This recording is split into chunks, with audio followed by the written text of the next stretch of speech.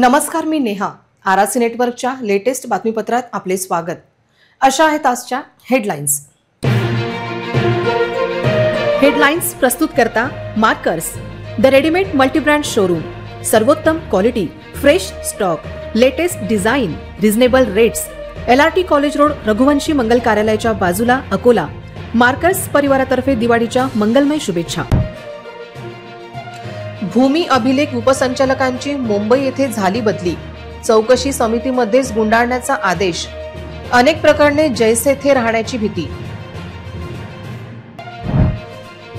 महापालिका निवडणुकीच्या तयारीला लागली महापालिका. मतदार यादीसोबत आरक्षण सोडतीचा कार्यक्रम जाहीर.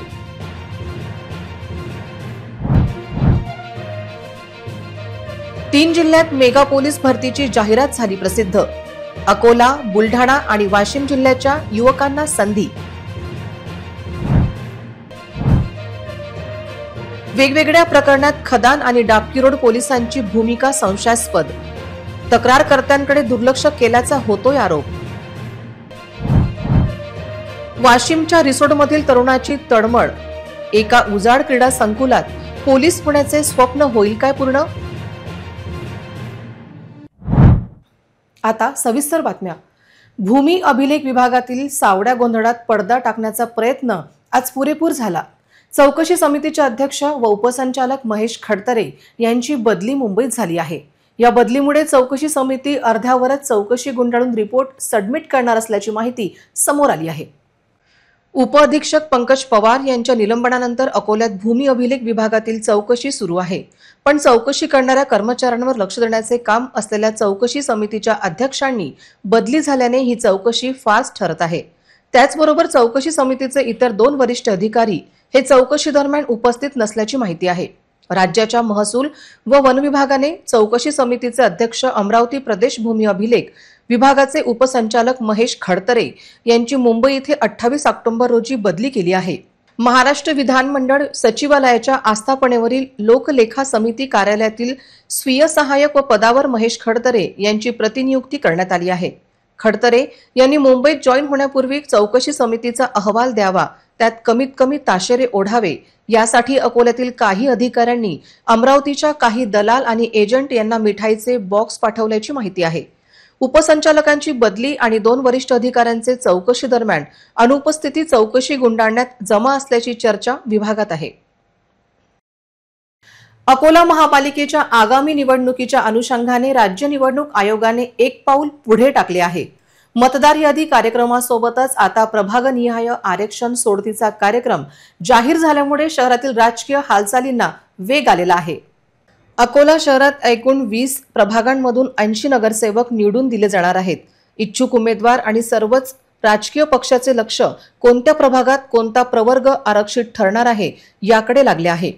प्रभाग आरक्षणाच्या सोडतीमुळे शहरातील राजकीय समीकरणे बदलण्याची शक्यता आहे. आरक्षित जागांची संख्या निश्चित करून राज्य निवडणूक आयोगाची मान्यता घेण्याचा प्रस्ताव सादर करणे. 30 ऑक्टोबर ते 4 नोव्हेंबर आरक्षण सोडतीची जाहिरात सूचना वृत्तपत्रात प्रकाशित करणे. 8 नोव्हेंबर आरक्षणाची सोडत काढून सोडतीचा निकाल राज्य निवडणूक आयोगाच्या मान्यतेसाठी सादर करणे. 11 नोव्हेंबरला प्रारूप आरक्षण हरकती व सूचना मागविण्यासाठी विहित नमुन्यात प्रसिद्ध करणे. 17 नोव्हेंबर प्रारूप आरक्षण हरकती व सूचना मागवण्याची अंतिम तारीख. 24 नोव्हेंबर प्रारूप आरक्षणात प्राप्त झालेल्या हरकती सूचनांवर विचार करून संबंधित महानगरपालिका आयुक्तांना आदेशाच्या परिशिष्ट 11 मधील नमुन्यात निर्णय घेणे असा कार्यक्रम आहे. महाराष्ट्र पोलीस दलात नोकरीची इच्छा असलेल्या तरुणांसाठी आनंदाची बातमी आहे. अकोला, बुलढाणा आणि वाशिम जिल्ह्याच्या पोलीस अधीक्षक कार्यालयाअंतर्गत पोलीस शिपाई, चालक पोलीस शिपाई आणि बँड समन पदाच्या भरतीसाठी जाहिरात प्रसिद्ध झाली आहे. पोलीस दलात नोकरी करू इच्छिणाऱ्या तरुणांना सुवर्ण संधी मिळाली आहे.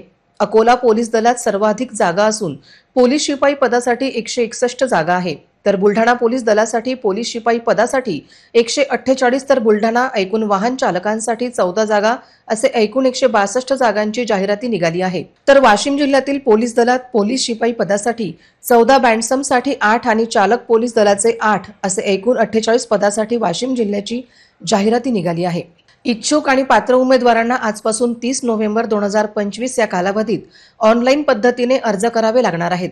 ऑनलाईन अर्ज करण्याची सुविधा पोलीस रिक्रुटमेंट 2025.mahiti.org संकेतस्थळावर उपलब्ध आहे।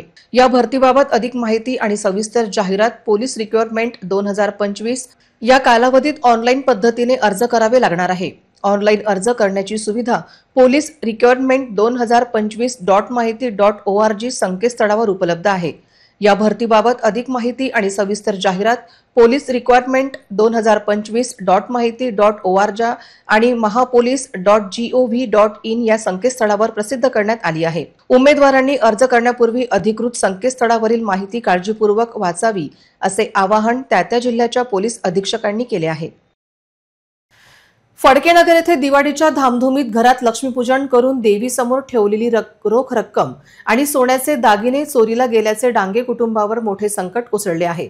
मात्र त्याहूनही धक्कादायक बाब म्हणजे सुमारे 2 लाख रुपयांची चोरी झाल्याचे कुटुंबांचे म्हणणे असताना डाबकीरोड पोलिसांनी मात्र केवळ 74,000 रुपयांच्या चोरीची नोंद करून गुन्हा दाखल केल्याचा गंभीर प्रकार उघडकीस आला आहे।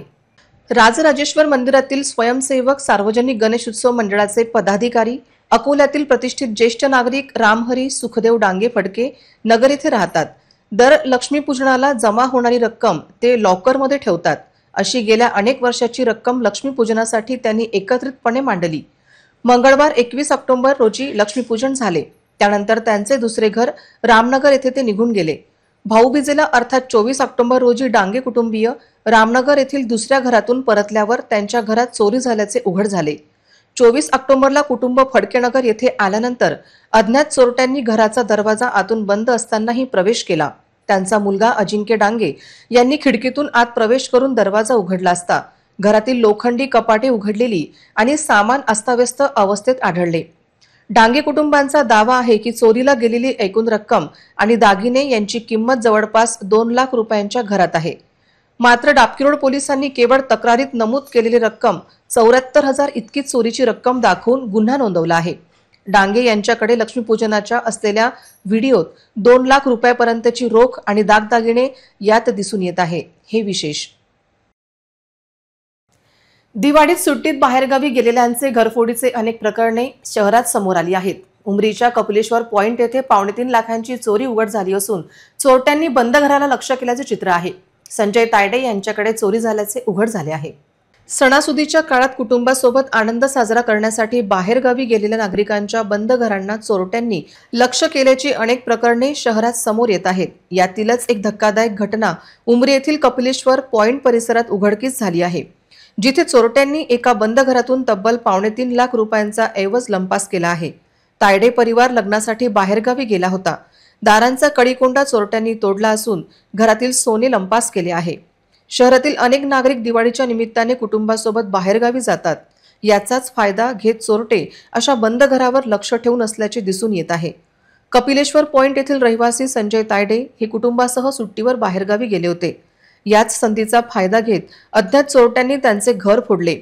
चोरट्यांनी घरातील मौल्यवान वस्तू, दागिने आणि रोख रक्कम असे मिळून अंदाजे 2,75,000 रुपयांचे साहित्य चोरून नेले आहे।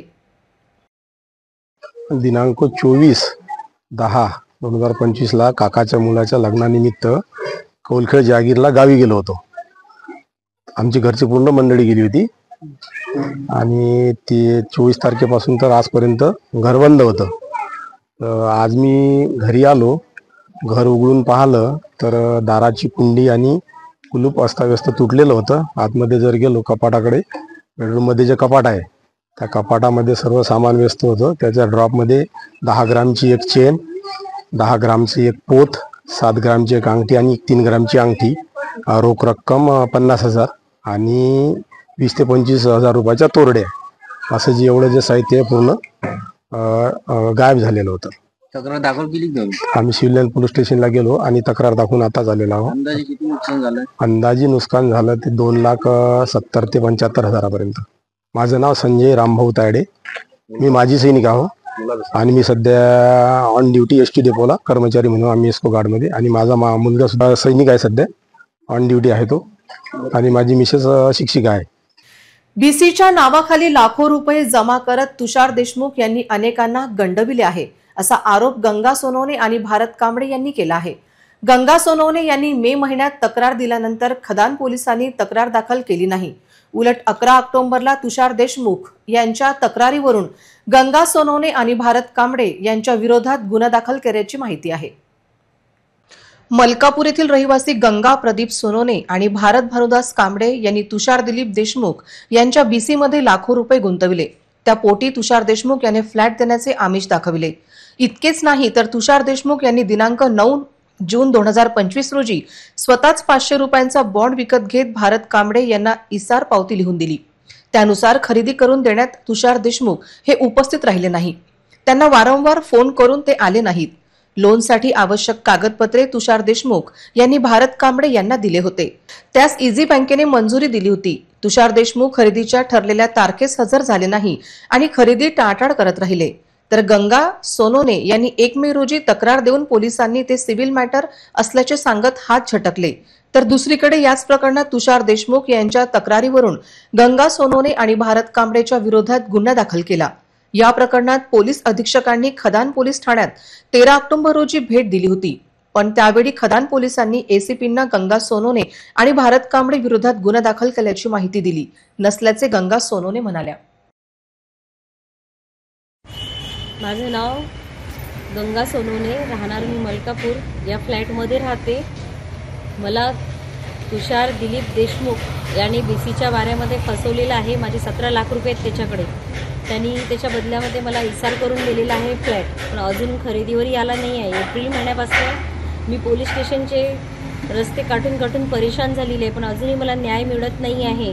आणि मी SP सरांकडे पण गेली आहे। त्यांच्याकडून मला अशी अपेक्षा आहे की सर मला न्याय देतील। सरांवर मला विश्वास आहे की काही ना काही न्याय मिळणार आहे। आणि आताही पोलीसची गाडी इथे येऊन गेली आहे, पंचनामा करत आहे।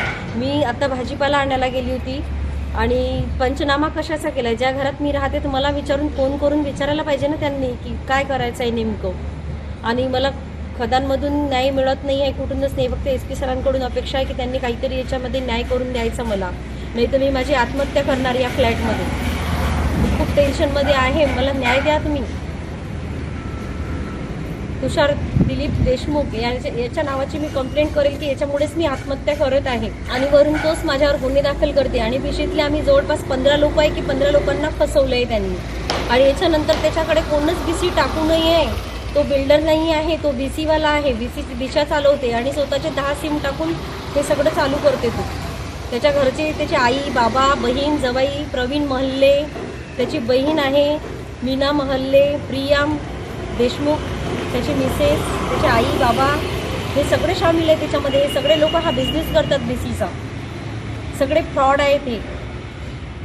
अकोला तालुक्यातील मोजे शांबाद ते नावखेड रस्त्याचे खडीकरण डांबरीकरणसाठी प्रशासकीय मान्यता मिळाली, परंतु रस्त्यासाठी निधी नाही म्हणून रखडला। गावकरी संताप व्यक्त करीत आहेत। या रस्त्यावर चालणे देखील कठीण झाले आहे। जिल्हा परिषदेच्या सेस फंडातून 1 लाख रुपये मुरुम टाकण्यासाठी प्रशासकीय मान्यता मिळाली, परंतु आजपर्यंत रस्त्यावर मुरुम पडला नाही।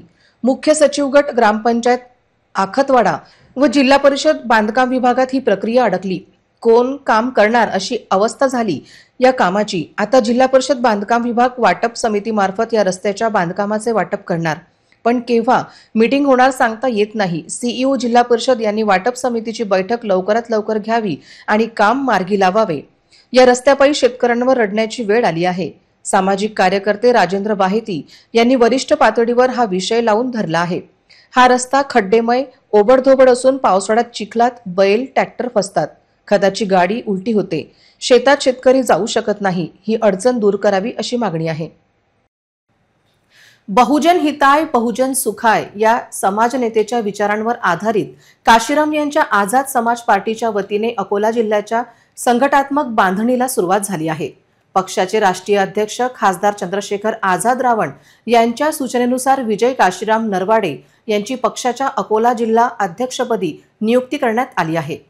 अकोल्यातील कृषीनगर, न्यू भीमनगर येथील रहिवासी असलेले विजय काशीराम नरवाडे यांचे संघटक कौशल्य पाहून त्यांना जिल्हाध्यक्ष पदावर नियुक्त केले गेले। विजय नरवाडे यांच्या महाराष्ट्र प्रदेश अध्यक्ष यांच्या नेतृत्वाखाली हे नियुक्ती पत्र देण्यात आले। या पत्रावर महाराष्ट्र प्रदेश उपाध्यक्ष तथा अमरावती झोन प्रभारी सिद्धार्थ विश्वनाथ देवरे यांची स्वाक्षरी आहे।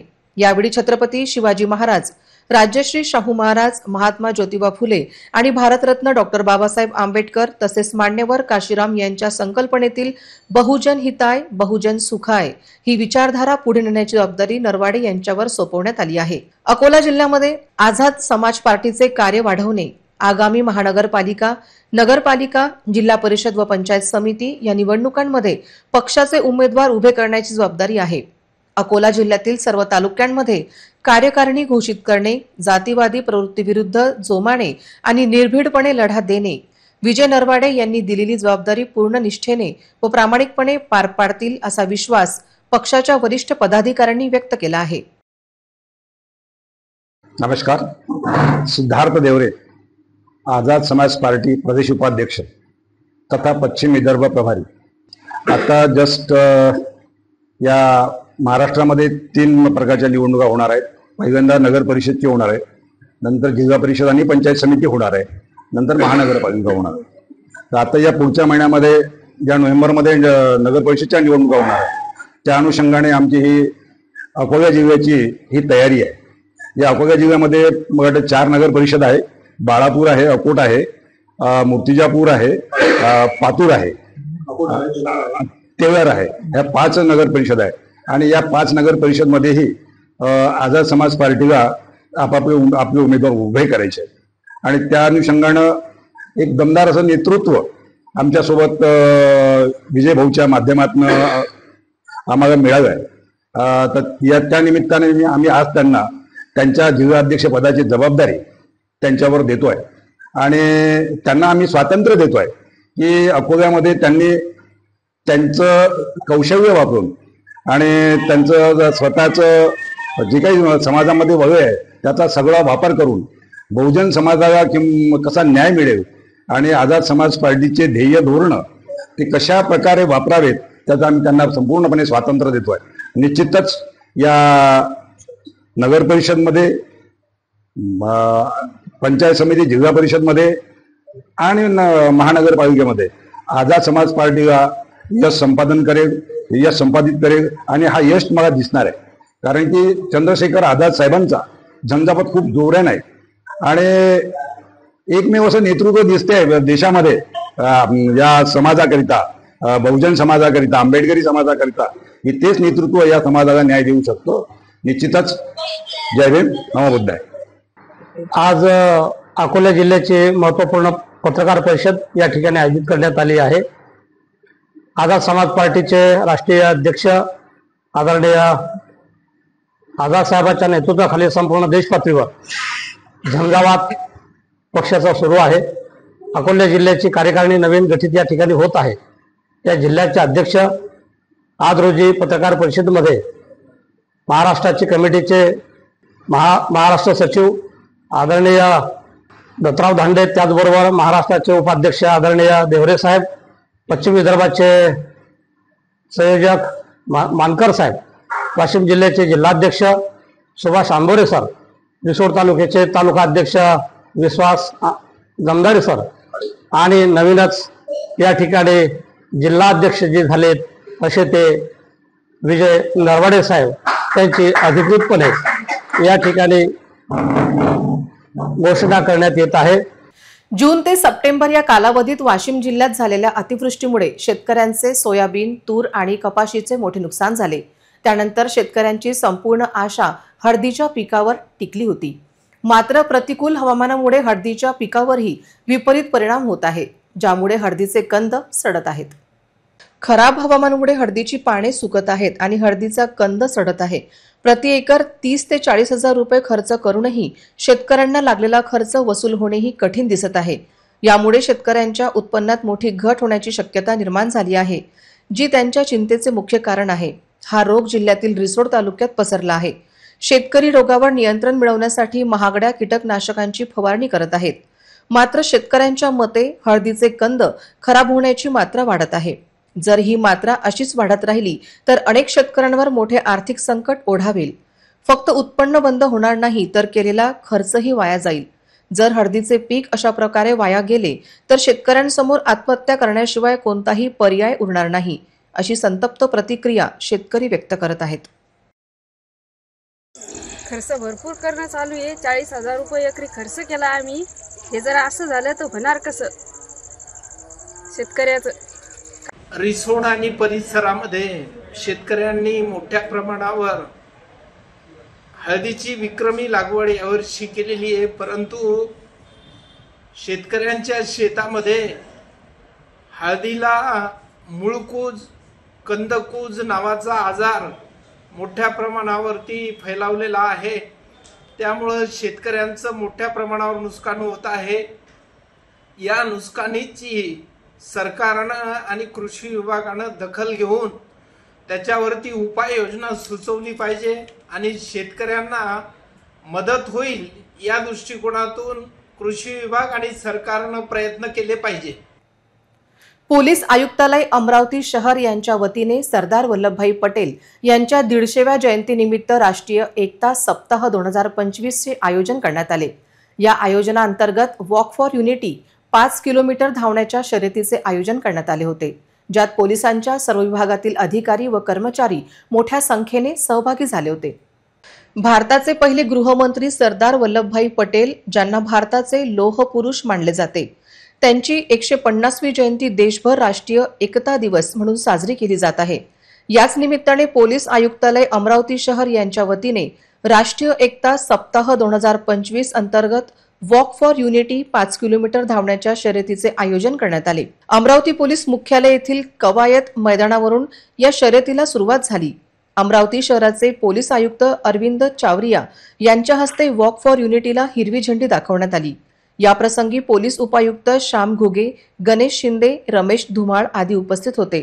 पोलिसांच्या कवायत मैदानावरून सुरू झालेली ही शर्यत अमरावती शहरातील विविध भागातून फिरून पुन्हा कवायत मैदानावर पोहोचली, जिथे या शर्यतीचा समारोप करण्यात आला. या संपूर्ण सप्ताहात विविध स्पर्धा तसेच सामाजिक कार्यक्रमांचे आयोजन केले जात आहे. या शर्यतीची एक झलक येथे पाहू शकता.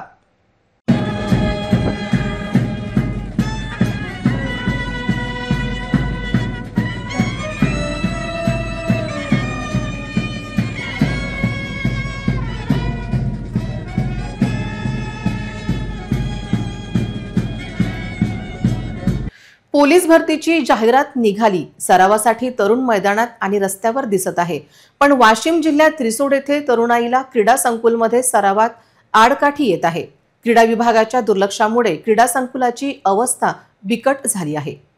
पोलीस भरतीसाठी हे तरुण तरुणी दररोज घामाचे दान करत आहेत, परंतु त्यांची ही तयारी एका मोठ्या संकटात अडकली आहे. ज्या तालुका क्रीडा संकुलावर त्यांचे भविष्य अवलंबून आहे, ते संकुल आज केवळ घाणीचे साम्राज्य बनले आहे. त्यांच्या स्वप्नांचा ट्रॅक आज चिखलात आणि काट्याकुट्यात हरवला आहे. रिसोड क्रीडा संकुल हे नावाला संकुल राहिले आहे. येथील धावण्याचा ट्रॅक अतिशय निकृष्ट बनवला आहे. सराव करताना पाय मुरगळणे हे तर नित्याचे झाले आहे. क्रीडा संकुलाच्या दयनीय अवस्थेमुळे खेळाडूंच्या सुरक्षेचा प्रश्न ऐरणीवर आला आहे. संकुलात वाढलेले गाजर गवत इतके मोठे आहे की त्यात विषारी साप आणि कीटक लपलेले असतात. एकीकडे स्वप्न पूर्ण करायचे आहे आणि दुसरीकडे जीव वाचवायचा आहे, अशी दुहेरी लढाई तरुणांची आहे. याहून वाईट म्हणजे हे क्रीडा संकुल आजकाल तडीरामांसाठी दारूचा अड्डा बनले आहे. सकाळी सराव करणाऱ्या तरुणांना रात्रीच्या पार्ट्यांचे अवशेष अर्थात तुटलेल्या बाटल्या सापडतात. या सगळ्या अपुऱ्या सोयी सुविधांमुळे तरुण तरुणींनी एक धाडसी पण जीवघेणा पर्याय निवडला आहे. क्रीडा संकुल सोडून ते आज आंतरराष्ट्रीय महामार्ग क्रमांक 6 वर सराव करत आहेत. महामार्गावर धावताना अपघाताचा धोका सतत त्यांच्या डोक्यावर टांगलेला असतो. आज हे जे क्रीडांगणावर आता हे जे सगळ्यांचे आमचे जे प्रश्न आहेत, हे प्रश्न महत्वाचे याच्यासाठी की सगळे जे मुलं तयारी करतात धावण्याची, तर हा धावण्याच्यासाठी जो ट्रॅक आहे, तो ट्रॅकची व्यवस्था पूर्ण व्यवस्थित झाली पाहिजे. कारण पाण्यामुळे बऱ्याच ठिकाणी इथे पाणी साचलं की धावण्याचं काम बंद पडते. इथे लाईटची व्यवस्था नाही. इथे सोलरचे जर लाईट जर ग्राउंडला जर झाले तर रात्रीचे प्रॅक्टिस करणारे सगळे मुलं सुद्धा रात्रीला सुद्धा उशिरापर्यंत प्रॅक्टिस करू शकतील. सकाळी जे लवकर येणारे मुलं आहेत, सकाळी जे 4 आणि 5 वाजता येतात, ते सुद्धा मुलं चांगल्या रीतीने प्रॅक्टिस करू शकतील. तसेच इथे कपडे बदलण्याची सुविधा, लॅट्रिन बाथरूमची सुविधा, हे सगळे स्टुडंट जे आहेत ते यांच्यासाठी सगळ्यांसाठी जर ते उपलब्ध झाले तर शासनासाठी मी एवढीच विनंती करेल या विद्यार्थ्यांसाठी की सगळ्यांसाठी या सुविधा जर उपलब्ध झाल्या तर त्याचा समाजाच्या प्रगतीसाठी हातभारच लागणार आहेत. मी आमच्या सगळ्या विद्यार्थी मित्रांच्या वतीनं आणि माझ्या वतीने शासनापर्यंत हीच विनंती पोहोचवतो की या सगळ्या सुविधा ह्या लवकरात लवकर इथे उपलब्ध व्हाव्यात. सर, आमच्या ग्राउंडची समस्या एवढीच आहे की आम्हाला सकाळी अंधारात आणि रात्रीही कधी कधी अंधार होतो. इथे लाईटाची कोणतीही व्यवस्था नाही. त्यानंतर ट्रॅकवरची संपूर्ण माती ही वाहून गेलेली आहे. त्यानंतर लाईटची व्यवस्था नसल्यामुळे इथे पाणीही नाही आणि लेडीजही पोलीस भरतीमुळे काय होतात, प्रॅक्टिसला येतात, त्यामुळे इथे संडास बाथरूमची व्यवस्था नाहीये. तरी आमची ही समस्या तुम्ही सॉल्व्ह करावी. मी एक खेळाडू आहे आणि ट्रॅकवर आल्यानंतर बंद ट्रॅक गोट्याने आणि माती सगळी वाहून गेली आहे. त्यामुळे आम्हाला इथे पळतात ना काय नाही. आम्ही रोडवर पळतो. रोडवर पळल्यानंतर वाहन आम्हाला त्रास देतात, गाड्याने उडवतात. कालच आमच्या मित्राला एखाद्याला लागलेलं पायाला. त्याच्यामुळे आम्हाला इथं सुविधा पाहिजे. सर्व ट्रॅकच्या सुविधा नसल्यामुळे आम्हाला इथं ट्रॅकवर सिंचेड्या किंवा आपला ट्रॅक व्यवस्थित झालेला पाहिजे. कारण की इथं सकाळ संध्या सुविधा नसल्यामुळे आम्हाला नॅशनल 6 रस्त्यावर पळावं लागते. त्यामुळे वाहनाची खूप अडचण असल्यामुळे आम्हाला तिथं पळतात नाही, काही नाही. आणि नॅशनल असल्यामुळे आम्हाला तिथं वाहनं भरपूर असतात. जीव मुठीत घेऊन आम्हाला प्रॅक्टिस करावं लागते रोडनं. ग्राउंडवर गवत जास्त वाढलं आहे, त्यामुळे आम्हाला लय त्रास होत आहे. आणि दारू पिणारे संध्याकाळी येतात, इथं काचेचे शिशा फोडतात, त्याचा बी एक त्रास आहे. आणि दुसरं आहे, इथं गुरंढोरं येतात आणि गाडी चालवणारे बी इथं सराव करतात. त्यांचा तणकाटामुळं आम्हाला जास्त सराव करता नाही यायला आणि पायानी पडता नाही यायला. दगड झालेली आहेत पावसामुळं. सगळा ट्रॅक ओला झालेला आहे. पुन्हा एक नजर टाकूया आजच्या प्रमुख घडामोडींवर. हेडलाईन्स प्रस्तुत करता markers, the readymade multibrand showroom. सर्वोत्तम quality, fresh stock, latest design, reasonable rates. LRT college road, Raghuvanshi Mangal कार्यालयाच्या बाजूला, अकोला. मार्कर्स परिवारातर्फे दिवाळीच्या मंगलमय शुभेच्छा. भूमी अभिलेख उपसंचालकांची मुंबई येथे झाली बदली. चौकशी समितीमध्येच गुंडाळण्याचा आदेश. अनेक प्रकरणे जैसे थे राहण्याची भीती. महापालिका निवडणुकीच्या तयारीला लागली महापालिका. मतदार यादीसोबत आरक्षण सोडतीचा कार्यक्रम जाहीर.